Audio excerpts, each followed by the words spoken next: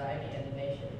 We are honored to have not one, but 3 members of the San Antonio Valley Historical Association, also known as SAVA, as guest speakers. The association has a long history in our local community.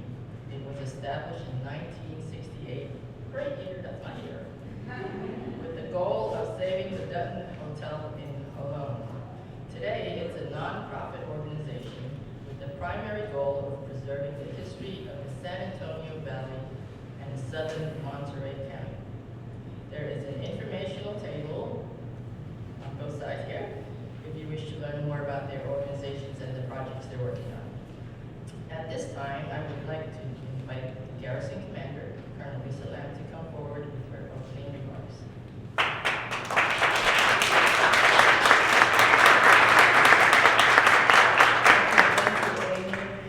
Thank you, everyone, for being here. Welcome to our second Women's History Month event. We're so honored to have our 3 distinguished guest speakers here to talk to us today about women's history in our local area. How neat is that, right? And so I won't belabor this any longer. I know you're all anxious to hear from our guest speakers, but thank you all once again, and I'm looking forward to this event.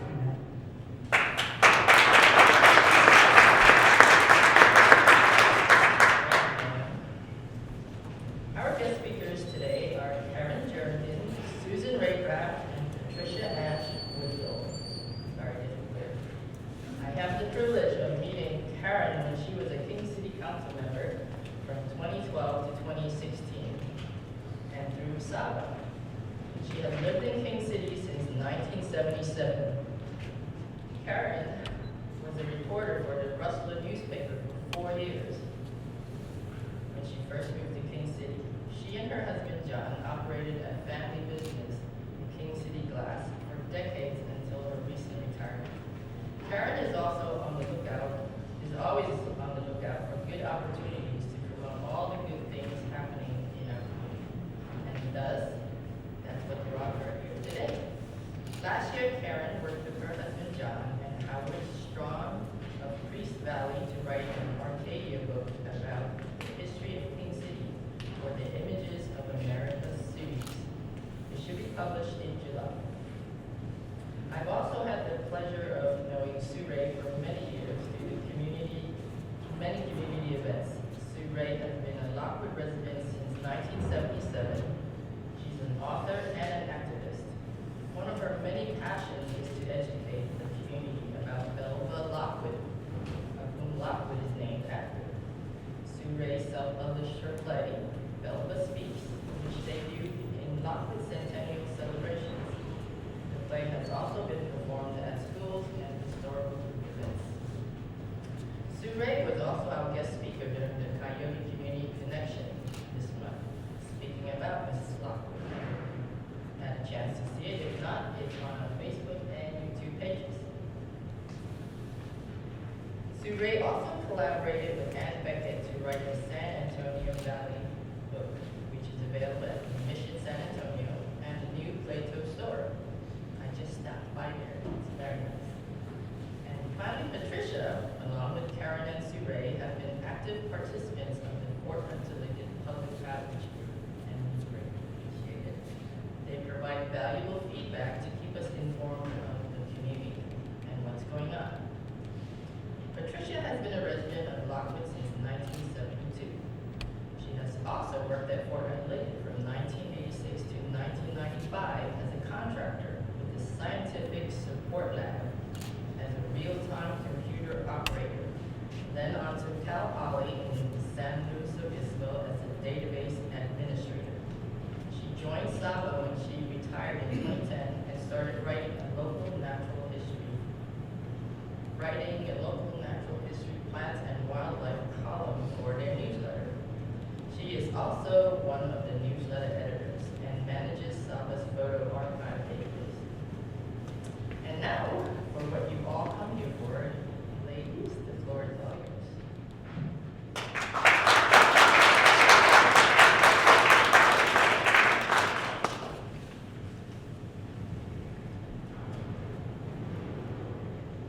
Thank you, Amy. I'm Karen Jernigan, and I'm pleased to be here today.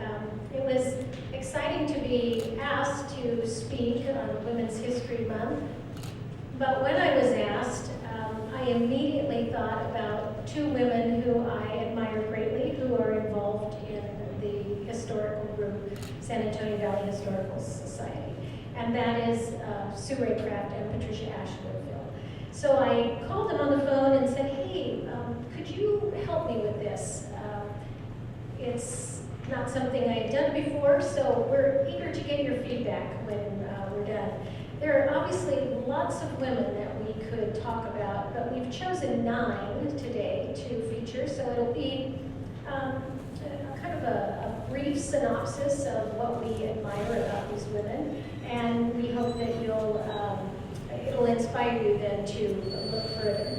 So I want to just start off by showing you a couple of fun pictures. This is the title of our talk, Influential Women in Historic Southern Monterey County.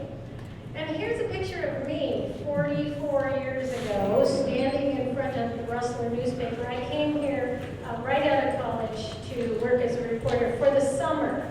And here it is, 44 years later. One of the things that I did in working for the newspaper was write a column called Looking Back.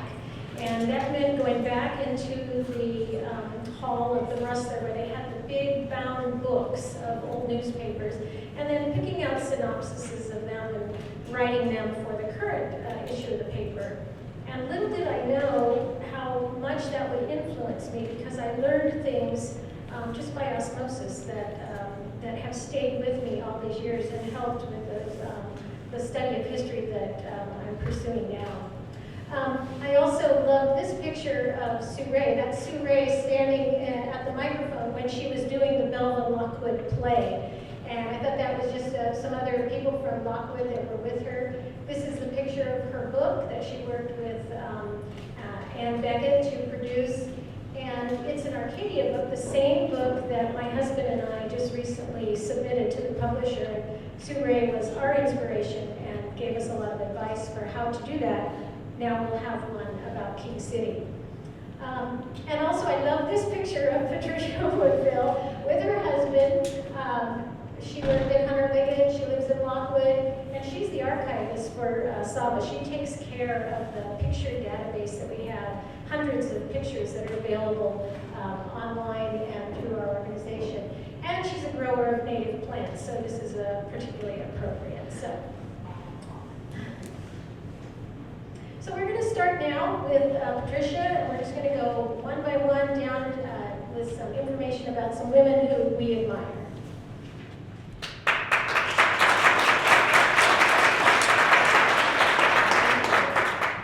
Our first woman is Perfecta Garcia Encinales. She was born in 1830 raised near Mission San Miguel. She was a well-known Salinan master basket maker who passed on her talent to her daughters. She developed her own basket patterns and wove to shape the grasses and fibers of the canyon surrounding San Antonio Mission, and decorated them with beads. Today, the majority of the 13 Salinan baskets that are believed to be in existence were made by Perfecta and her daughters. Her basketry is preserved at the Phoebe Hearst Museum of Anthropology in UC Davis. And when she wasn't busy making baskets, she also wove hats for the vaqueros. Perfecta and her husband, Eusebio Encinales, were married in the 1850s and had 7 children. In the 1870s, they moved to the area now called the Indians, which is out in the area by San Lucia Memorial Park. You go out Del Ventura Road. There they built an adobe home and successfully worked 500 acres with ditches to irrigate a vineyard and orchards.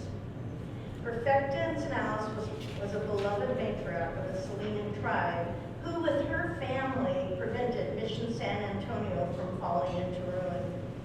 In 1910, she was listed as the oldest living member of the Salinan tribe and of the San Miguel Salinan natives. She lived in the adobe that she helped build until she died in 1913. Her family cemetery is at the top of the hill above the Indians' ranch.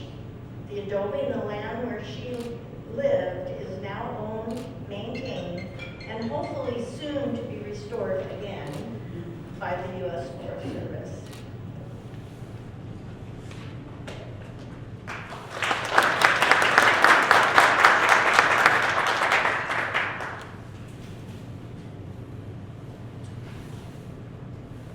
I'm going to focus on a woman I had never heard of until Karen introduced her to me as part of this presentation.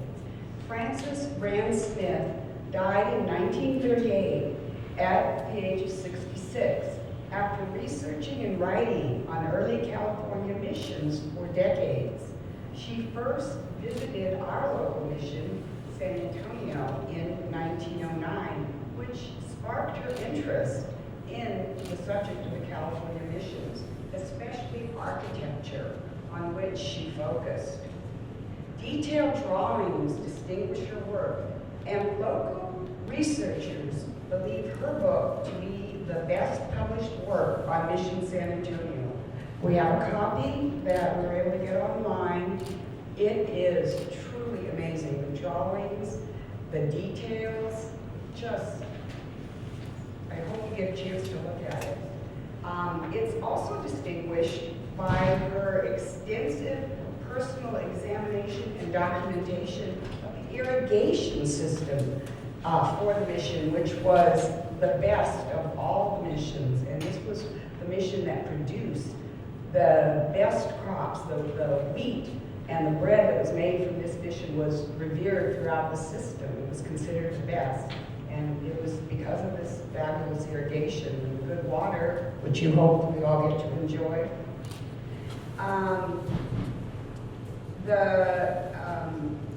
The irrigation system was originally built by the Padres, and then it was restored by the later land grant owners of the Milpitas.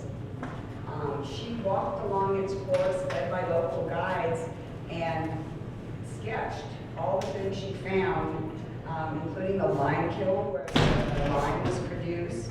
And her husband, a Stanford geology professor, assisted her in her work. A skilled observer and creative writer, she documented not just buildings, but the topography surrounding them. Listen to her description of the mountain the Padres named Santa Lucia, which you can see every day right outside our doors. It's the highest peak in the entire coastal range. Santa Lucia, these are her words, bids one turn from the exploration on the sea to the slopes, which bear away to the north and south, where the densely wooded canyons line between the coast and the sea, the crest and the sea, and the tributaries forming the headwaters of the San Antonio and Arroyo Seco rivers exhibit great diversity.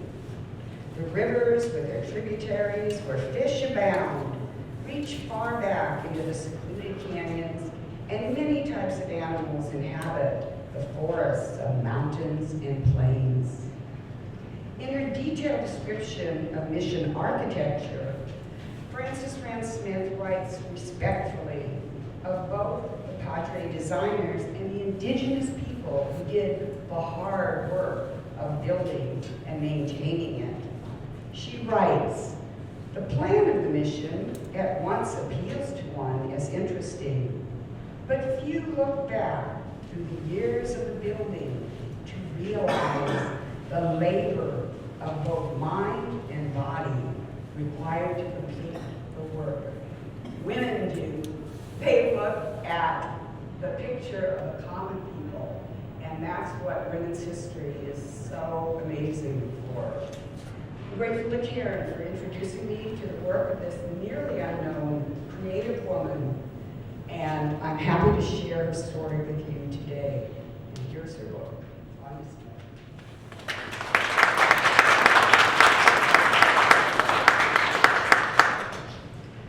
I'm going to talk to you about Ann Hadden, who was Monterey County's first librarian, starting September 2nd, 1913, and continuing for 16 years. The library system went from 0 books when she began to 90,260 by the time she retired in 1929. Anne Hadden always wanted to write a book about her adventures in Monterey County, and in her retirement years in the 1950s, she spent many hours handwriting and typing manuscripts of her memoirs. When she passed away in 1963, her family gave most of these papers to the Monterey County Free Libraries. When her great niece retired, her name was Barbara Buren, she became interested in family history and found these writings by her great aunt. She thought they were fascinating. That led her to the publication of Books for All in 2012, so it's a relatively new book, a copy of which you can see up there on the screen. Anne Hadden was born in Ireland in 1874, the oldest child of 6 children of a doctor practicing in Dublin. When he died at age 45, Anne's mother came in 1891 on a ship to New York and then by train to California, where her brother lived in Oakland. Anne was 17. She attended school at Stanford University, expensive now, but free back then. In 1901, Anne became Palo Alto's first city librarian when the new Carnegie Library opened. Then she worked for the California State Library System in Sacramento. From the start, Anne was responsible for acquiring books, equipment, and a location for the first library in Salinas. She then went on to acquire furniture, equipment, shelves, and supplies. Libraries were first set up in schools and homes, and later branch locations in towns. Anne worked diligently to expand public access to books. Her writings show that she believed that anyone could benefit from the knowledge and culture that was found in books, thus allowing people to educate themselves, even if they lived in rural areas. This applied to all of southern Monterey County, including the Santa Lucia Mountains, the Big Sur Coast, and even Parkfield. In the picture on the screen, you can see Anne saddled on a mule, headed from the Los Burros mining district near the coast back towards Halone. In one of the stories in the book, Anne tells about spending the night at the Dutton Hotel in Halone in 1922 and taking the Gamboa Trail to the coast with Sam Avila as her guide. I can highly recommend this book.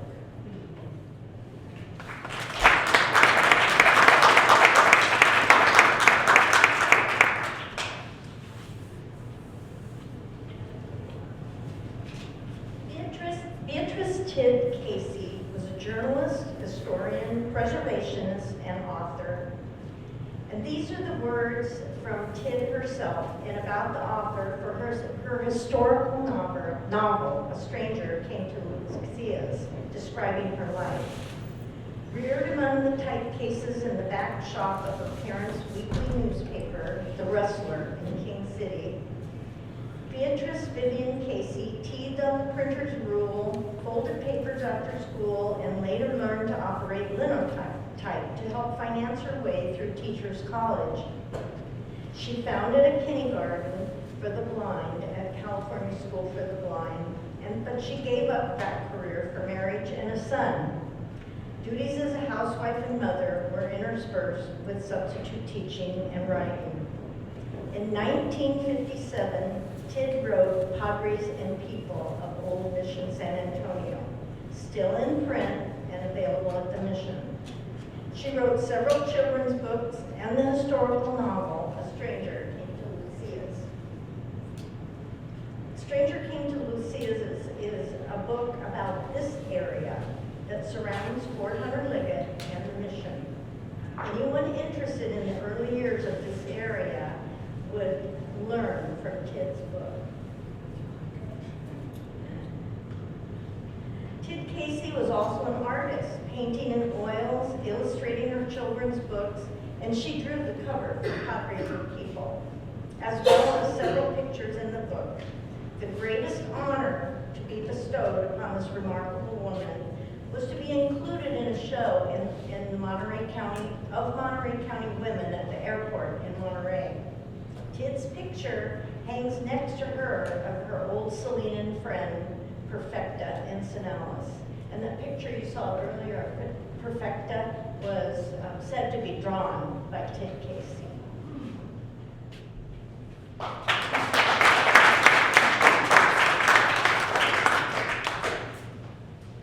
Okay, here to speak about another woman whose roots lie in Big Sur.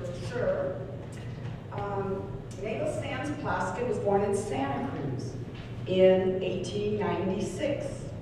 Within a few years, her family moved to a remote area in Big Sur, just south of where the Hacienda Ferguson Road was built in 1935. Some of you may have taken that beautiful road to the coast.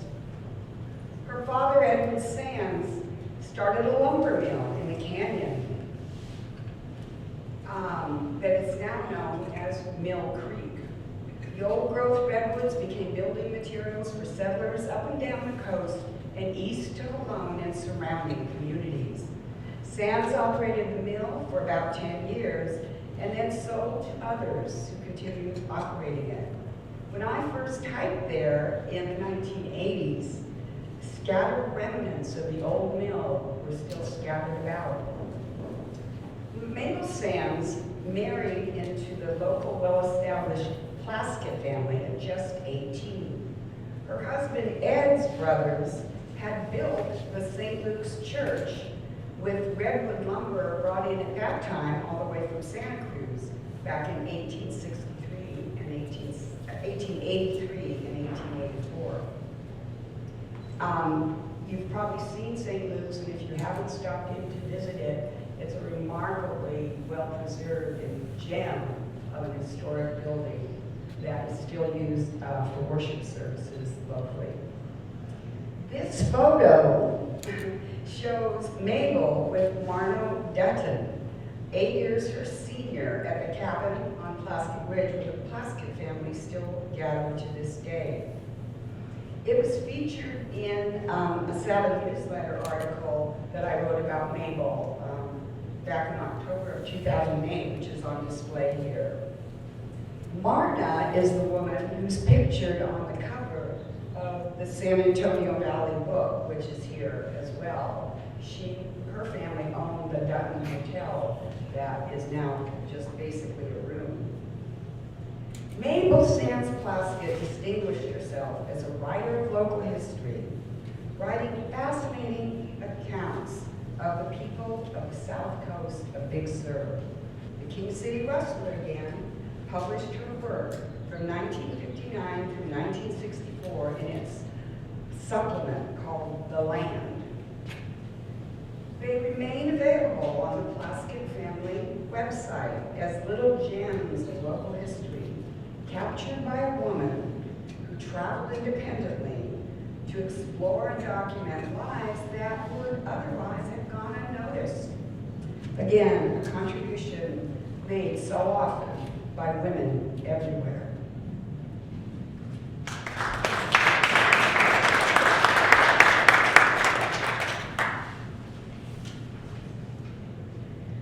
Dr. Emma Alfreda Van Buren McMurray Hersom was considered to be Southern Monterey County's first woman doctor. The photo on the screen shows her headstone in the King City Cemetery, and it is there because I was unable to find a photograph of her. But here is what I did find.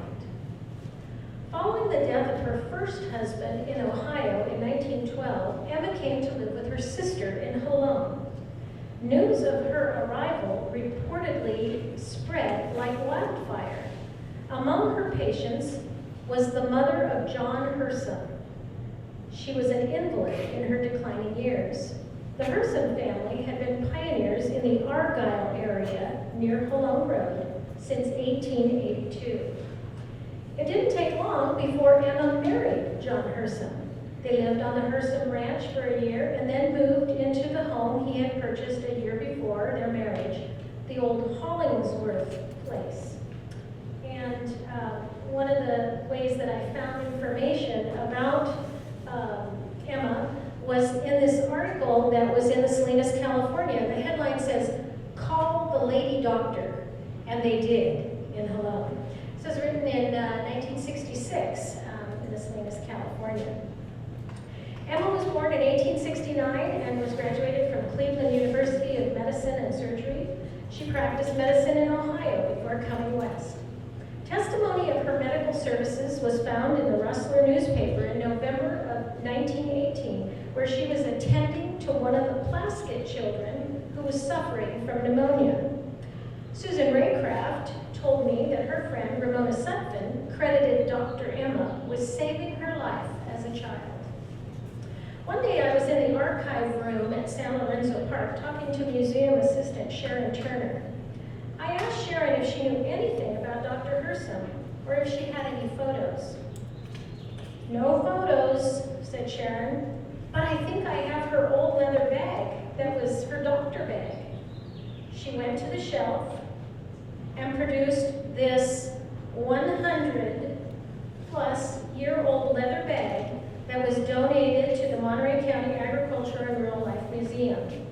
Inside was the information connecting it to Emma Hersom. I'm grateful to Sharon for being willing to share this with us today as a symbol of one of the tools of the trade used by the first female doctor in the San Antonio Valley. And you can see down below I have the white gloves and the special box that it had to be transported in because it's very, very fragile.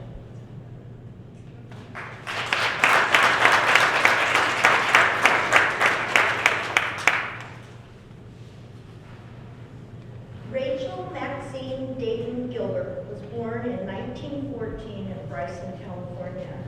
She loved and devoted much of her time to the study and preservation of the prehistorical and historical elements in the San Antonio Valley and neighboring areas. In 1968, Rachel, her sister Olive Wallison, and Catherine Rudin started the San Antonio Valley Historical Association as an offshoot of Friends of the Adobes. Rachel saw that modern activities were intruding on the tranquility of the area, and many of the old structures were falling in disrepair from neglect. She wanted to work towards saving them, or at least give them the historical recognition that they deserved. Despite overwhelming odds, through her concern, perseverance, and efforts, the remains of the Dutton Hotel was placed on the National Registry of Historic Places in 1971, and along with the Tidball Store in 1976. Those two buildings, plus St. Luke's Church, are the only buildings left standing of the Old Town home. Rachel was not only a local historian, she was also a very talented artist, and many of her paintings and other historic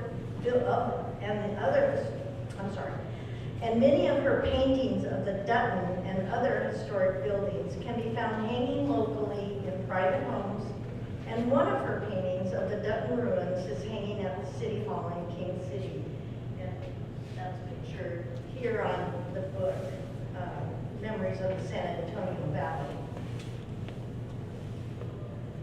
Also, she has another painting at the Monterey County Agricultural and Rural Life Museum in King City. City Hall also has a painting that, thanks to Karen and John Jernigan, when sought it out for me, is a painting of downtown King City. I'm not sure which year it was, but it's really an old painting. You can listen to Rachel's personal remembrances of the San Antonio Valley on an oral history CD that she made for the San Antonio Valley Historical Association. The tape is available at the King City Library and at the Nacetone Museum in Lockwood. Or you can read the book called Memories of the San Antonio Valley that I just showed you, that was taken directly from the oral history interview and was published by the San Antonio Valley Historical Association. And as I said, her painting of the Dutton ruins at that time, and now there's not much left of it at all, but it's one of her well-known paintings. Thank you.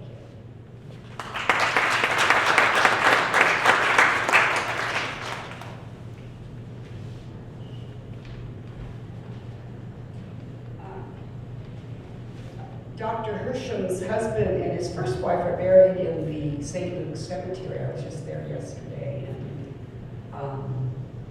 noticed them. That's a very historic cemetery. The Civil War veteran is buried there. So my last presentation is very personal. There I am with the subject in 1985 or 86. Ramona Dex Suffolk was my dear friend and local history mentor from the moment she walked into the King City Employment Office looking for a job in 1980 to her death 6 years later. She said to me, I don't want a job caring for old people. That's what I've been doing, and they just die on me. She summed up her experience for me and assured me that she would be good at any job I could find for her, based on that experience.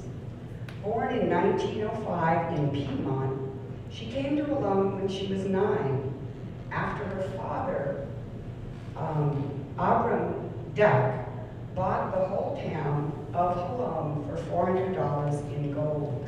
At one time, the town and its surroundings had 1,000 people in it and was a thriving community before the railroad and then the road diverted traffic. When he bought it, it was already on its downhill trend. It's located, that store, the remains of the town, as Patricia mentioned, is very small, but the store is well preserved by Saba with our work into it. Just north of the entrance to the forts, you can still see it today. First her father, and then she served as postmaster of Halone. From that store, she witnessed World War II's segregated camps on the banks of the San Antonio River, in which the soldiers actually bathed. She dispensed thousands of letters from home to the soldiers, and she rode in an army tank, which is documented in a photo in our archive. She built the new town of Halone at the fort's entrance in 1948 and ran its store with her husband and then her son until the early 1970s. I did get her a job that day, working for my friend Billy Modena at the Salinas Valley Fair. And because I was traveling from Lockwood, I asked her, would you like to carpool with me? And she said, I've always wanted to carpool. That was a phrase I would hear every time I suggested a new experience to Ramona, including play the drums. One time at the saloon that her old store was turned into, called the Ruby Mine, the drummer in the visiting band was so drunk he couldn't play. So Ramona told me, I'd always wanted to play the drums. Can you ask the band leader? And I went up and asked him, and he said, sure. She got out, sat in front of this drum set. She'd never played a drum in her life, and she kept perfect time. It was amazing. And this picture, I believe, was taken that night. And I was saying, Ramona, you didn't tell me how to play the drums. Ramona was thrilled to meet someone like me who loved hearing her stories, which her family had long ago gotten tired of. We spent many hours together, and her stories are woven into the book that I co-authored called The San Antonio Valley, which is available on display here. My friends and I put on her funeral in 1986, and 24 years later, we marked her grave with a ceremony at St. Luke's, whose program is on display here as well. I'll close this brief tribute to my friend Ramona with several stanzas from the poem I read at the graveside in 2010 called Ramona's Marker.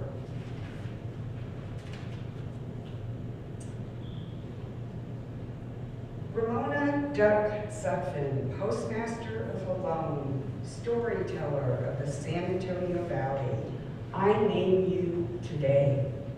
woman of power and truth, my inspiration, teacher, and guide. Rest forever in the good earth of home. Sheltered by the mountains you always called yours. In the silent company of ancient oaks, impossibly aglow in the peace, echoing across the quiet rolling hills.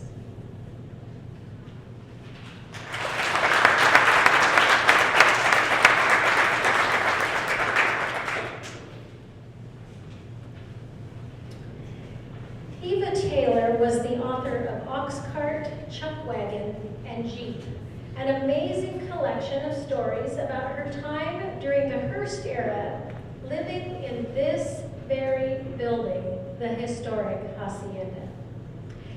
Eva Taylor came to the area while her husband Harry Taylor was working as a superintendent at Hearst Castle, located across the mountain in San Simeon.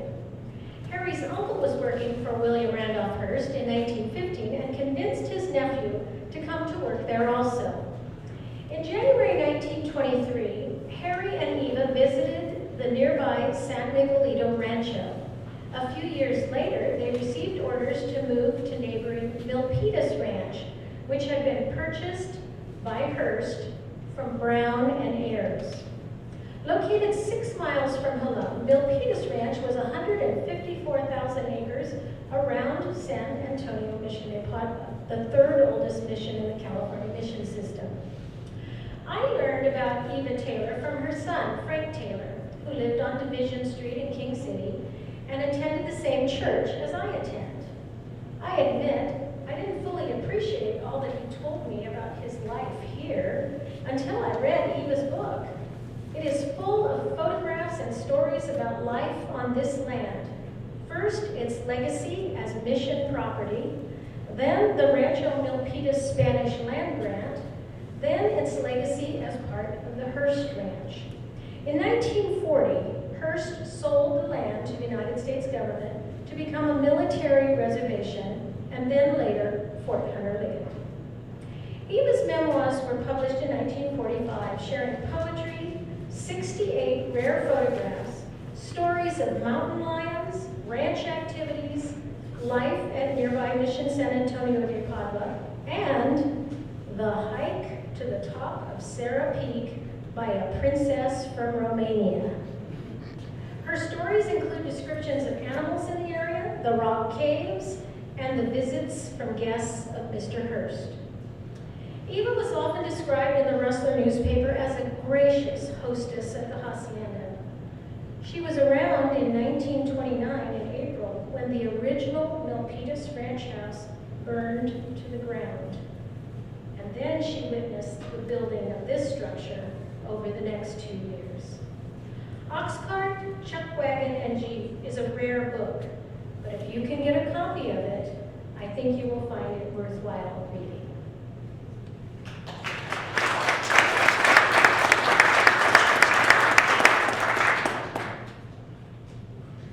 So that's just a glimpse of some women that we really admired. There's a few others we just wanted to list here. Gertrude Atherton was an author in 1877, came through this area. Fascinating reading. Belva Lockwood, who you've heard about. Julia Morgan was the architect of this building and worked at Hearst Castle. Romilda Dedini was the first mayor of King City. Helen Hamilton Pettit and her husband owned the Indians Ranch for a while, and she was the hostess out there. Marion Harrison was an early school teacher, including time she spent up at the Avila School. Helen Patterson was a music teacher who traveled to all the rural schools teaching music. And then some more modern women, Janice Smith Ramsier, who is the historian at Hesperia Hall and also a businesswoman. Pat Gill and Pat Anthony were women who got involved in agriculture. They ended up owning a company called Pat's Pimentos. And then Pat's daughter-in-law, Susan Gill, has been a leader at Mission San Antonio de Padua and the raising of money for that foundation. And then Colonel Donna Williams was the first female commander at Fort Hunter Liggett, 2012, followed by Carrie Norman, followed by our honored guest, Commander Lisa Lamb. So that pretty much concludes our presentation. We have left on the chairs some suggested reading lists that we came up with of some of our favorite books, and we can be available afterwards for questions and to talk about history. You can see we're pretty excited about history, and we could talk forever. We just wanted to give you just a little glimpse of some people that we really admire, and hope that that whets your appetite for learning more about these women. So thank you very much for listening to our presentation.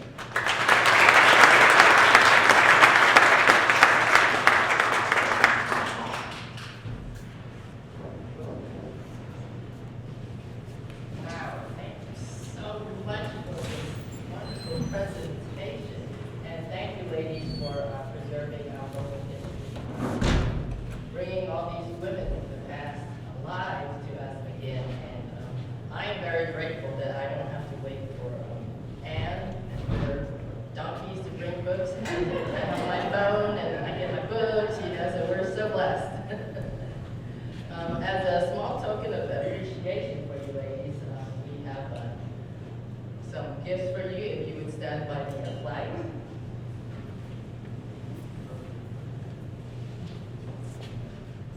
How about a round of applause for them?